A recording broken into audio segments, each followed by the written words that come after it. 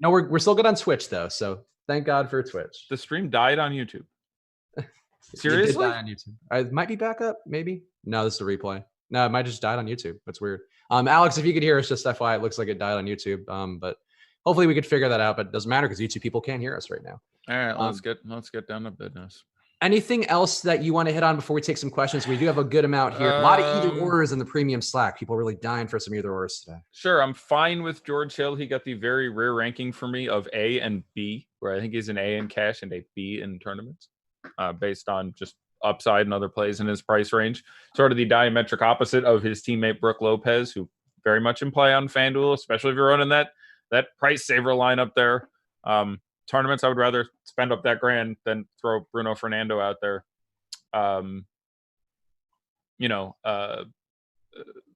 There's an upside beyond his $4,200 price. I won't go too deeply into it. Past that, I think I'm good. Let's do some questions. If I'm missing something, the people will let me know. All right. On FanDuel, I'm trying to choose between some lower owned guys. Of the guys below 10% owned, which three are you? Okay, let's not say three unless you have three that occur naturally. But who'd be you most interested in for a large field GPP of guys under 10% owned? No site given, which is an important part, Jenny. But Jenny, you just said FanDuel. You said I'm trying to choose some low owned guys on FanDuel. Yeah, it was a long question. Sorry, kind of got distracted halfway through. I'm looking for a second. Clint Capella, even at 9,100, you can get 50 out of him and 43 out of Gobert, and that's good enough to take you home. Derek White, Daniel House. We have Montrezl Harrell at 7% on FanDuel. Mm-hmm. Not a lot of Montrez appreciation based on the. I don't like. Okay, Montrezl Harrell would be. I will go ahead and say that number is too low. I will go ahead and I cannot conceive that he is going to be that low owned on FanDuel at $6,500. He is in my conversation for best player at that position. We do appropriately. Again, you get one center. We have Rudy Gobert sucking up 33% of the ownership, as he should. That's fine. This just may need to be upgraded. Like, we have 15% Alex Len. I with the Fernando starting thing, if more people don't get off that, I'd be surprised. Then we have at center 10% Brook Lopez. That number feels about right. But some of that Len ownership is going to go away. We have DeAndre at 9.7. That's about where that should be. Clint Capella at 9. But we have Montrezl Harrell in the fastest scoring game of the night, projected to be 7% owned. If that is in the ballpark of accurate. We also have Dwight Howard projected higher than JaVale McGee. That would seem odd to me. Last time I was a fan of making that change, and they were owned 60 JaVale to 20 Howard. They both should be. JaVale's where he should be. Dwight should be less with Anthony Davis back. So, Montrezl Harrell would be the first guy. Now, again, he's center, and that is obviously a significant difficulty, but I still think he will be higher owned at the very least relative to the other centers on that slate. All right. We got a lot of either ors here, so let's burn through these as best we can. Treat them Family Feud style if you want. I don't know what that means. Just, fast. Get a buzzer if you want. Giannis and Gay or James and Bogdanovic for small forward on FanDuel. James and Bogdanovic. Okay. The way that was written, it said James Bogdanovic, like that was a person, and I was very confused. Let's see. Lou Will Ingles or DeJounte Murray for fantasy draft cash. For cash, Lou Will Ingles or DeJounte Murray. Yep. I would play Joe Ingles against Atlanta of those three guys in cash. Don't hate it in tournaments. There, it's much more of a question for me, but in cash, I'll take Ingles against Atlanta. It seems to have the safest floor to me. Who would be your preferred cash game point guard on FanDuel? Is it Patrick Beverley? Well, you get two, but at the moment, the only one of the ones in my placeholder lineup who I would describe as cashy would be Pat Beverley. The other cash options I wouldn't mind. I would not mind Trae Young. Trae Young has a very safe floor. So if you ended up with Trae Young and Pat Beverley, I think that's fine. I don't mind Spencer Dinwiddie either. Spencer Dinwiddie has a legitimately good matchup. Again, I've been confused this whole year why this San Antonio team has struggled as much as it has on point guard defense, but they've struggled. So Dinwiddie, Young, Beverly would be and George Hill. Hill or Beverly I would look at for a while, but I would end up taking Beverly between. So those 4 guys would make up my cash point guard considerations. Is Mitchell too expensive for you on FanDuel? Is he 87 or something? I know it's a number. 86. No, it's a 4-game slate and he's playing Atlanta. Like, I'll put it this way. There is no Mike Conley. That's not a negative for him. It's not as much of a positive as I think it has gone around to be, but it's still a net positive, and he's playing the Hawks. So is Donovan Mitchell capable of getting 60 fantasy points? Yes, he's done it several times. There's no spot better than this one. So I guess at home against the Hawks would be arguably a little bit better. And, you can have a conversation about a couple other teams, but it is a great spot. So no, that price is not too high. That will again come down to just an ownership question. Where does Donovan Mitchell sit? And I'm going to guess he's in the 10 range, which feels about right. He is at 18.4, so maybe a little bit high with the number of bargains on that pricing. I mean, you save $3,100 taking Lou Williams. That's directly is hard to get away from. But no, I would not be concerned with the price for him on FanDuel. I mean, we're just looking over the ownership here at the end. I'm impressed by how flat it is. I really thought it would be a little more stars and scrubsy and focused on the top guys. But FanDuel, we have Beverly, Kawhi, Giannis. I get it a little more on FanDuel. I'd still have less than 36% Kawhi. I'm going to say again, but Giannis 3 makes sense. Gobert 4 makes sense. George Hill 5 over Pat Beverly, I understand. Due to the FanDuel scoring, again, George Hill, who for the 3rd time in his career, a significant way through an NBA season, is like leading the league in 3-point percentage. There's an additional cookie and bonus for him on DraftKings there. FanDuel, guys like Patrick Beverly, a little more likely to pick up steals, etc. The scoring goes their way. And again, the matchup versus the Rockets, who have real issues, versus the matchup with the Lakers, who are exceptional defensively.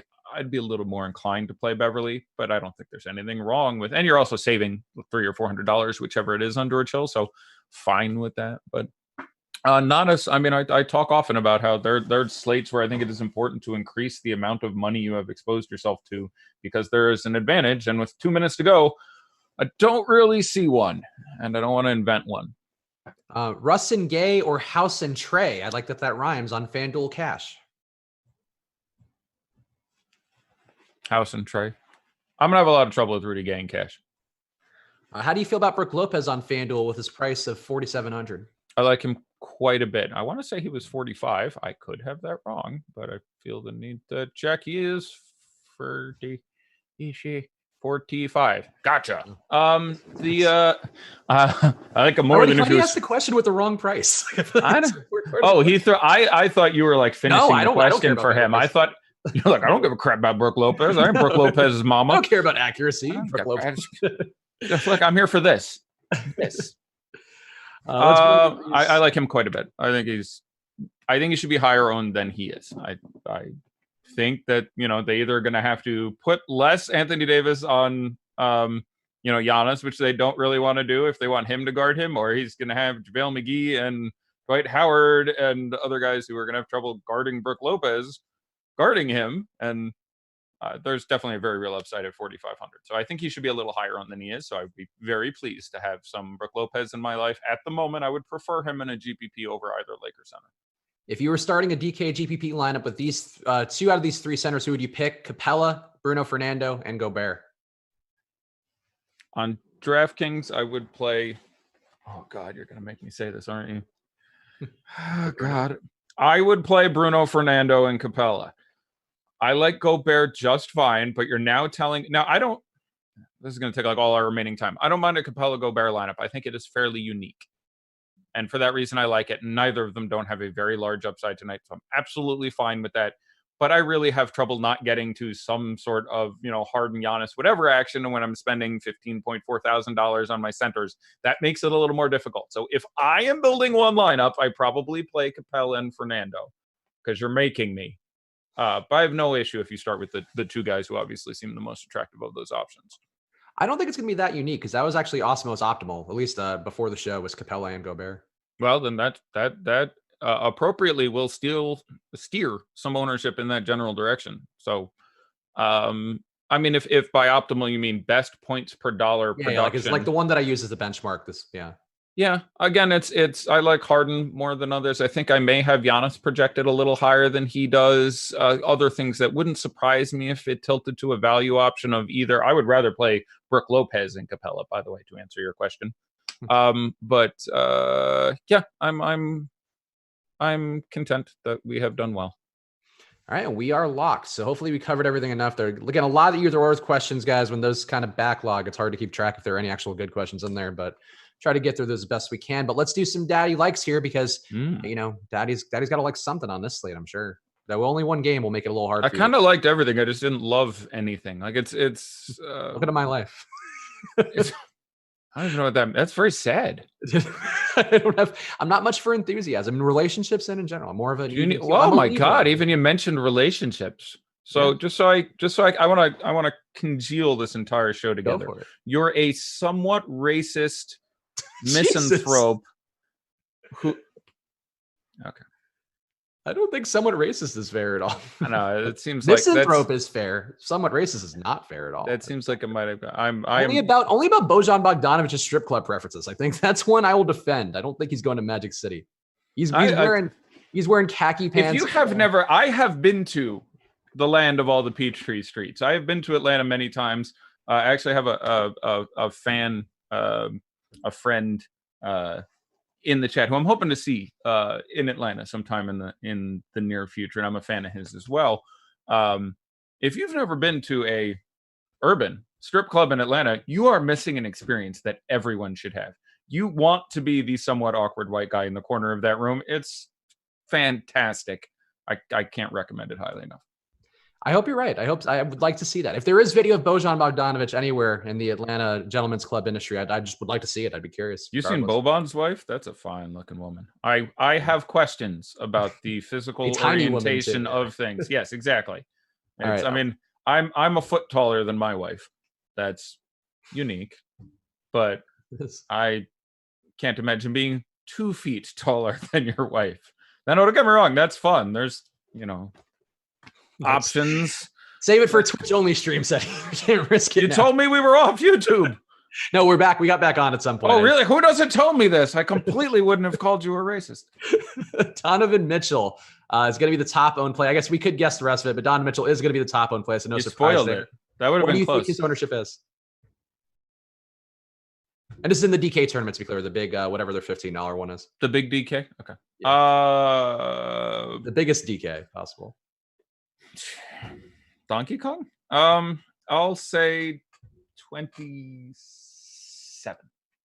29.3% for Donovan Mitchell as the top owned player out of these first games on DK's whatever their stupid name is today. Really? He got over Gobert. That's curious to me. Oh, so their tournament, remember we talked, this has been one of our ongoing themes. We've talked a lot about DK tournament names. Tonight, Their name is the Thursday Night Bball. Who's coming up? Put an effort. I missed the guy who was doing like random Beatles Either songs. Standardize it or make it not crap. Thursday night B-ball. It's B-ball. Yeah, it's not B-ball. Basketball. It's not NBA. It's B-ball. B-ball, yeah. Definitely call it B-ball. Well, again, this is not important at all. I can think of 38 things I would change about all these DFS sites.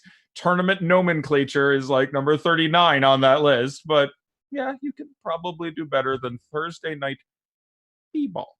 No, like, how about like all you have left on Thursday night? Like acknowledge the fact there's no football. Give me something like no football's allowed. I don't know. There's no football? See, I don't know that. There's no football today. No, Thursday night games are over. I got knocked out. I got knocked out of my playoffs. I'm pretty salty about it. I'm in my championship game, so I'm feeling good.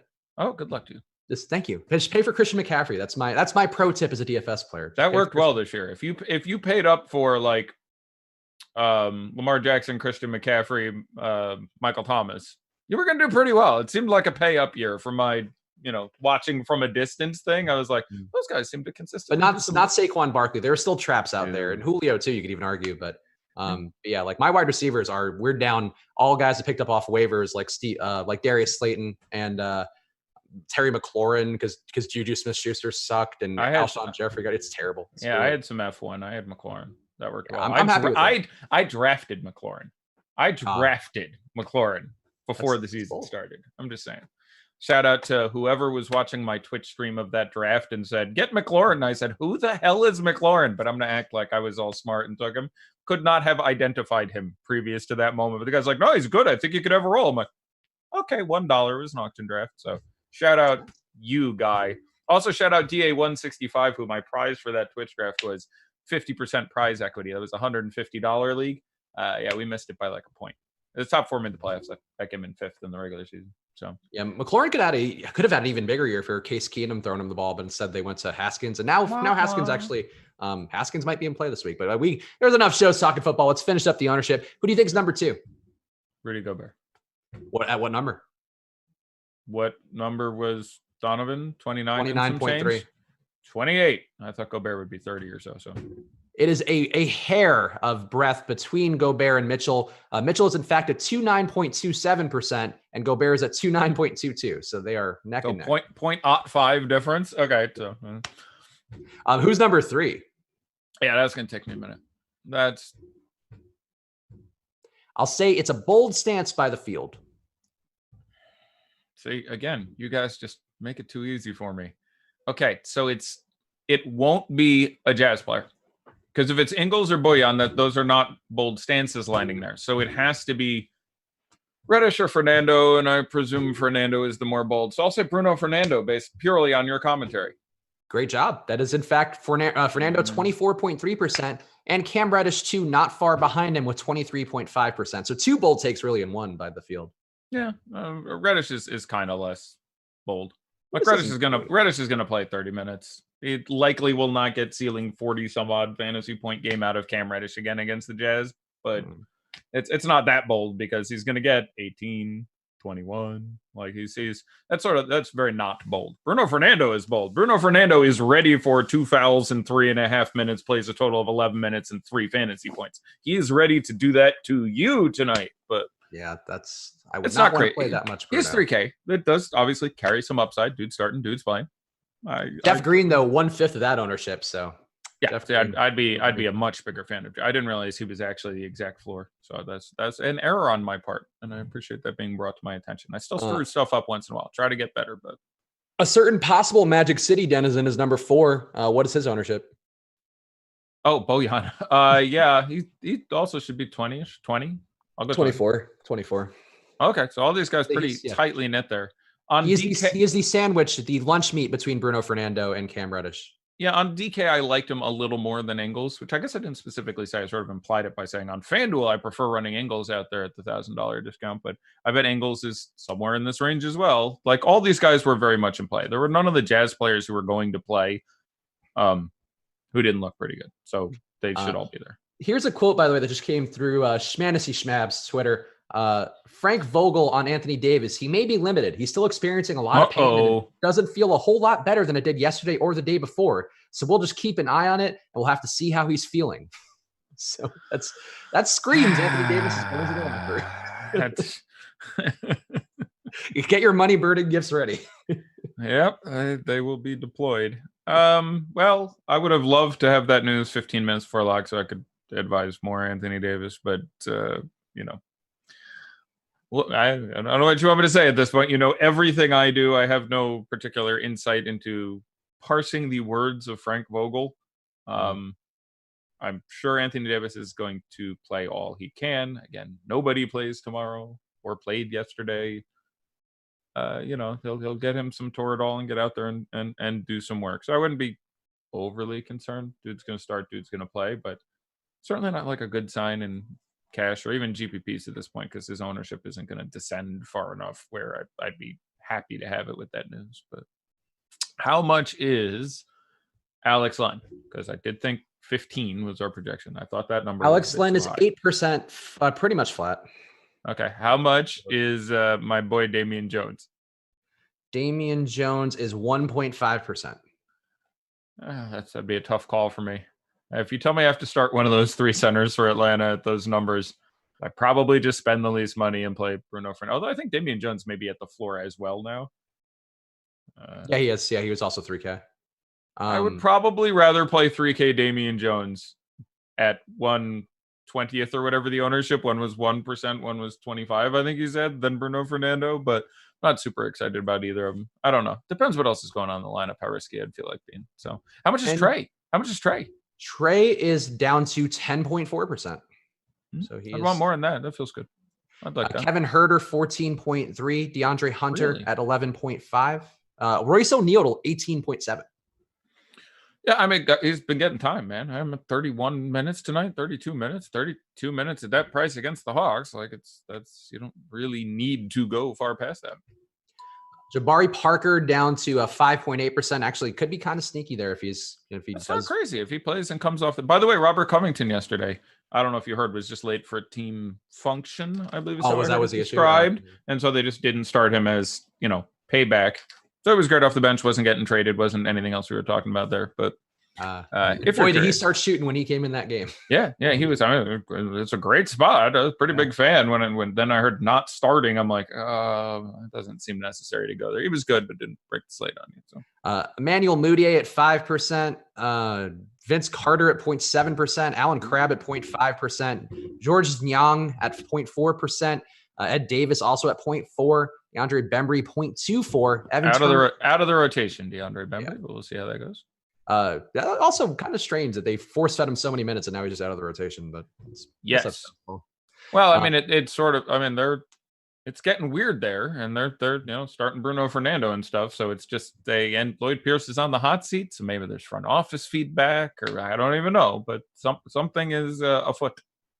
Evan Turner 0.03%. Is he even active or is he still out? He is active and available. I believe he is out of the rotation. Actually, I'm not. I'm gonna check. I'm 97% sure he is active and available. I would be. I feel like I thought he was just getting Bembry'd, but I don't really actually know. That was my impression, is that he had just been removed from the rotation. He is not on the injury report. Chandler Parsons was in and out today, and eventually ended up in. And these guys are going to get knocked further down because we're one more John Collins. Yeah, nobody might have played themselves. XM at 0.02%. Is he active? He is. Yeah, so there you go. So 0.02% XM, 0.01%. Nope, there's no Conley. Oh, okay. There's no Mike Conley? No Conley at all. 0% Conley. No Conley. I'll tell you what, 0.01% Charlie Brown, though. He is with the G League. I'm calling it. He could not have played tonight. He is not active. You played yourself one guy who is having a Charles Schultz Peanuts flashback.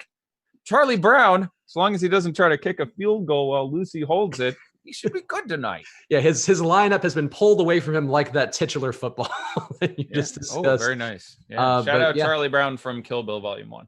Yeah, he's sadly walking away somewhere in his G League locker room right now, I'm sure.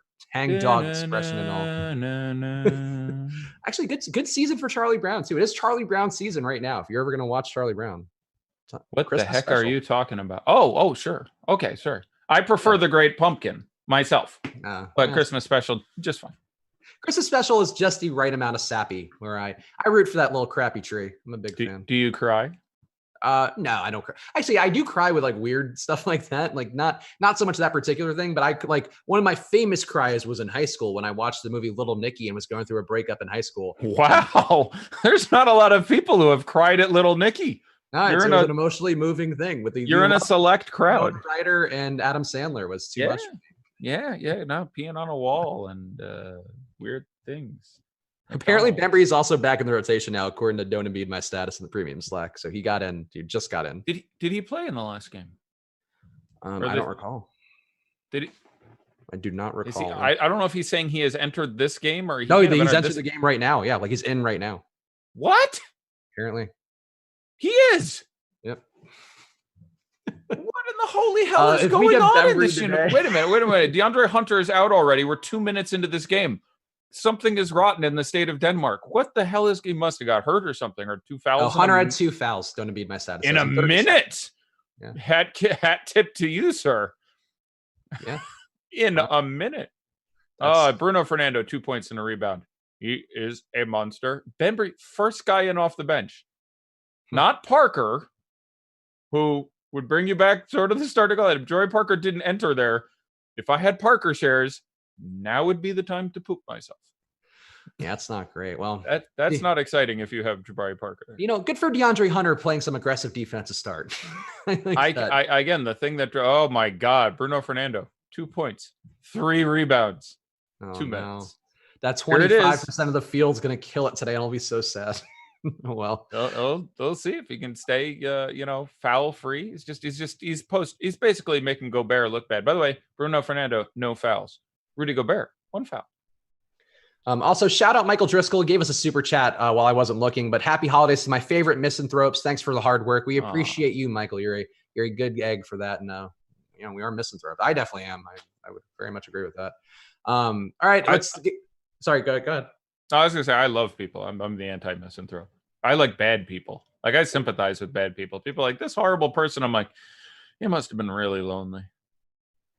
You know what? Honestly, in my mind, misanthrope was one of those words that I've just had the wrong definition in my head for. I don't avoid human society, and I do not dislike humankind. I get a little fatigued of humankind occasionally.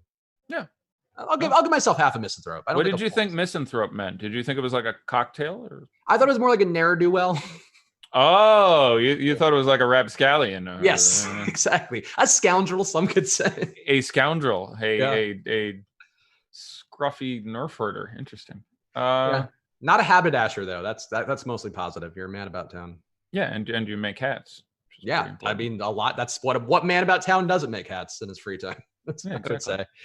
All right, guys, hit that like button before you go. Shout out Fantasy Draft. Of course, they are the official home of rake-free DFS, so check them out. Save yourself some money, but also give us some love by using that promo code OSMO. Really, that's going to help you out, too, because you get a free 7-day trial over at fantasydraft.com. You can also download the app on the App Store, whatever app store you have. Check it out, Fantasy Draft, right now. And also use the promo code Twitch right now on osmo.com/join. We are celebrating our partnership with Twitch. We actually are Twitch partners now, so we're moving up in the world by giving you guys a free 7-day trial to all of our express packages at once. The NFL season's going on, the Christmas NBA slate coming up, which we'll have a show with Fast Eddie and Josh that day, your Christmas present, but also all the rankings and tools are available to you with all of our express packages. Use the promo code Twitch right now at osmo.com/join, and it's free. 7 days free, no money down, so go check them out. Eddie, anything you want to say here before we call it quits and watch Bruno Fernando put up a 40-burger? No, that's enough for me. I'm going to go watch some basketball, baby. All right, that's it, guys. Thanks for watching. We'll see you guys again soon. Good luck.